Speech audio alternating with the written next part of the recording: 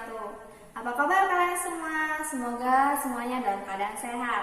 Di video kali ini belajar dengan Ibu Reni Medianti untuk siswa kelas 10 jurusan Analis Pengujian Laboratorium dan Kimia Industri.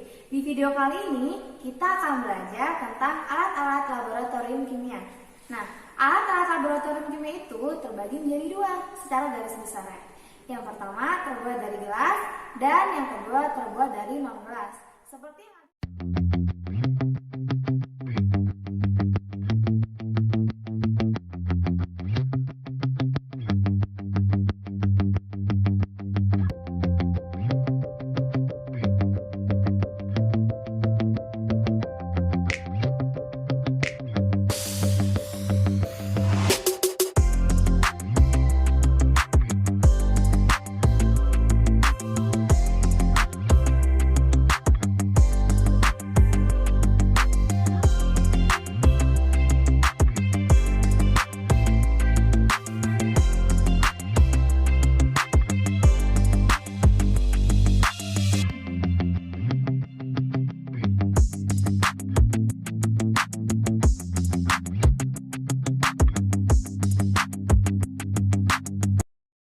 untuk lebih jelasnya, kalian tetap nonton video ini ya, jangan kemana-mana.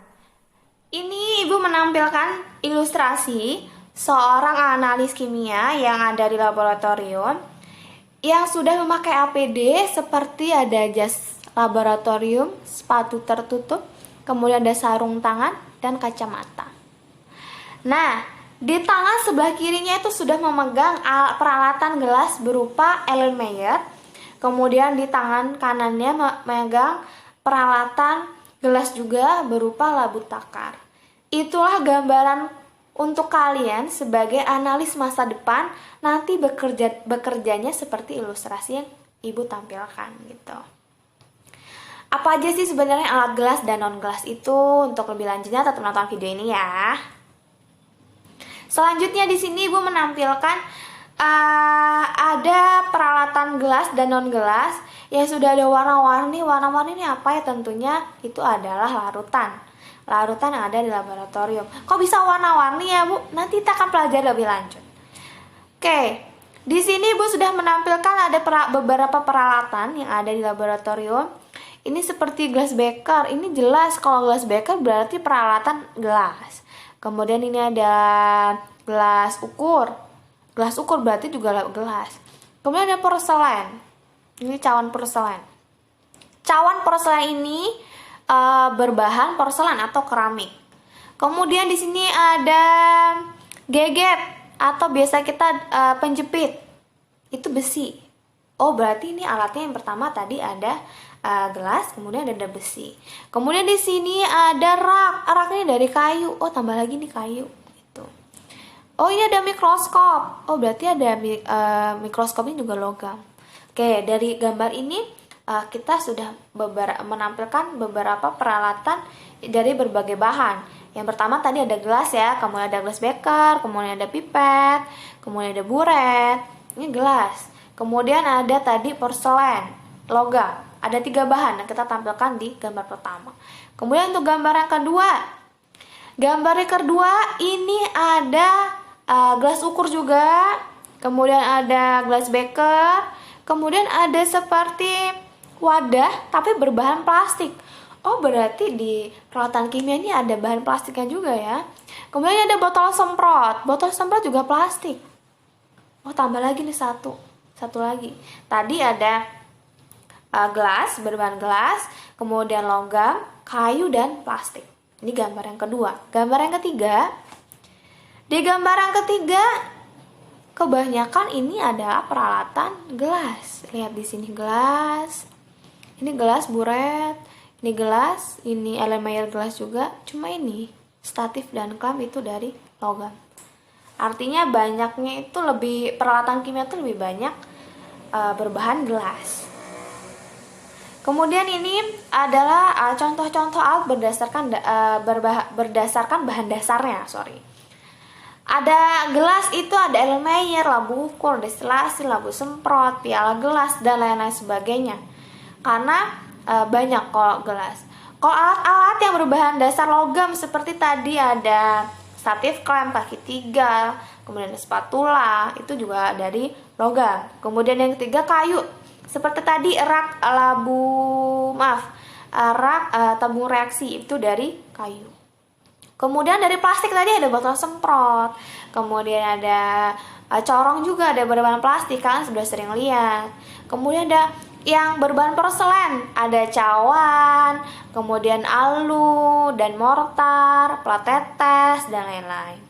Kemudian alat-alat yang buat dari karet, ada bal gitu. Jadi contoh-contoh alat yang berbahan dasarnya selain gelas itu ada banyak. Ini ada 6 poin. Ada berbahan gelas, ada berbahan logam, berbahan kayu, kemudian berbahan plastik, kemudian porselen, dan terbuat dari karet.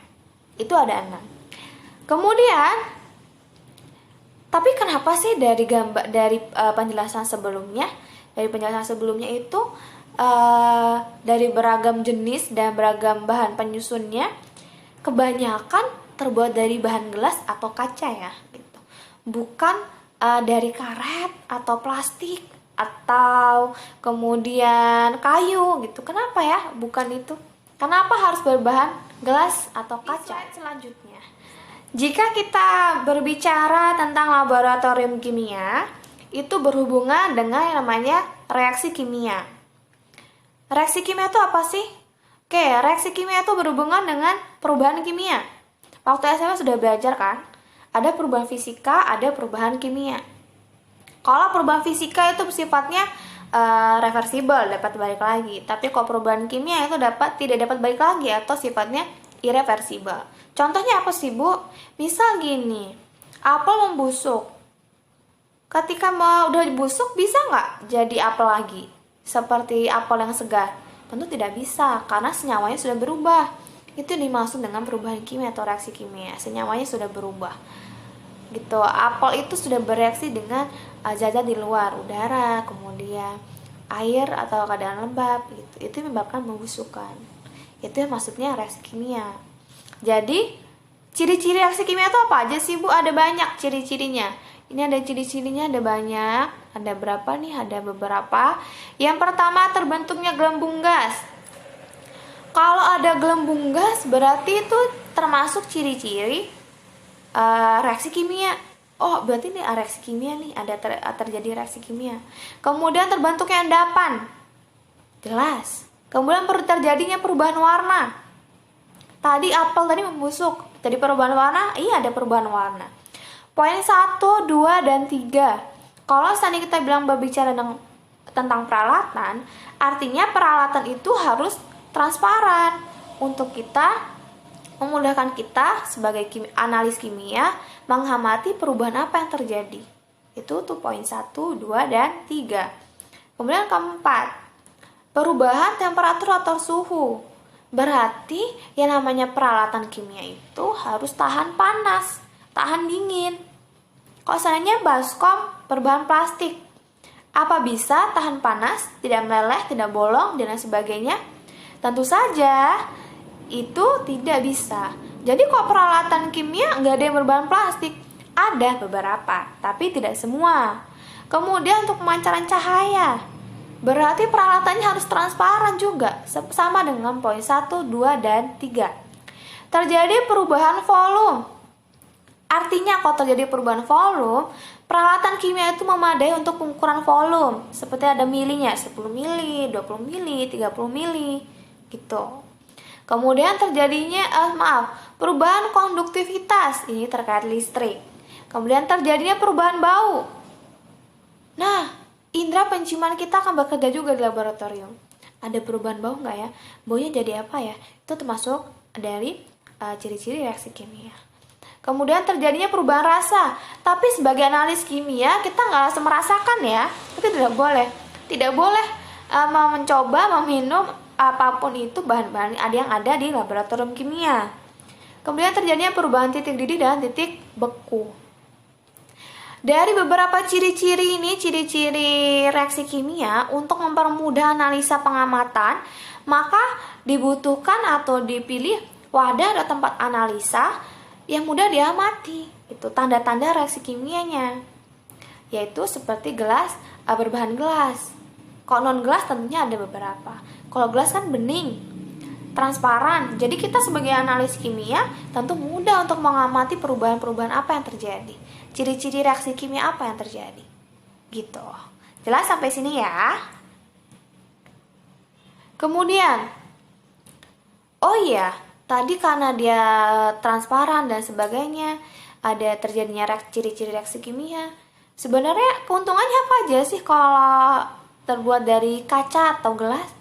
Jadi kalau kaca itu materialnya tidak ikut bereaksi, tidak ikut bereaksi kimia.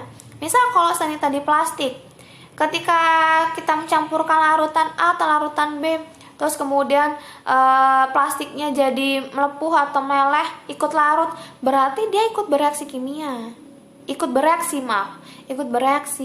Sedangkan kalau berbahan gelas atau kaca itu tidak, apalagi basa asam atau basa kuat ya, kecuali untuk HF. Kemudian kacanya bersifat transparan seperti yang Ibu sudah jelaskan. Kalau transparan, kita sebagai analis kimia itu mudah untuk mengamati perubahan-perubahan apa yang terjadi, perubahan-perubahan apa yang akan kita catat sebagai analis kimia. Kemudian kekurangannya apa? Jelas, kalau alatnya gelas atau kaca itu mudah pecah, rentan benturan, bisa retak. Kemudian pemakaiannya harus berhati-hati.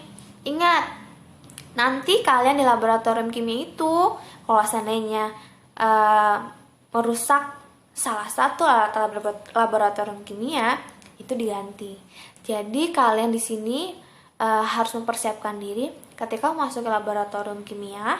Kalian harus hati-hati, waspada, teliti, kerjanya tepat dan cepat. Nah, itu tadi gambarannya, ada alat gelas dan non gelas. Jadi di laboratorium kimia mau berbagai peralatan berbahan dasar apapun, kalian sebagai analis kimia harus tetaplah jaga laboratorium bersama dan alat-alatnya. Bukan kita memakai peralatan plastik jadi kita bisa buang sembarangan, tidak. Kita memakai logam buang sembarangan, tidak. Tentunya gunakan secara tepat, secara cepat, dan kembalikan pada tempatnya dalam keadaan bersih. Nah, itu tadi penjelasan dari Ibu. Semoga video ini bermanfaat dan penjelasan Ibu mudah dipahami ya. Sampai jumpa di video selanjutnya dan sampai jumpa di laboratorium kimia. Wassalamualaikum warahmatullahi wabarakatuh.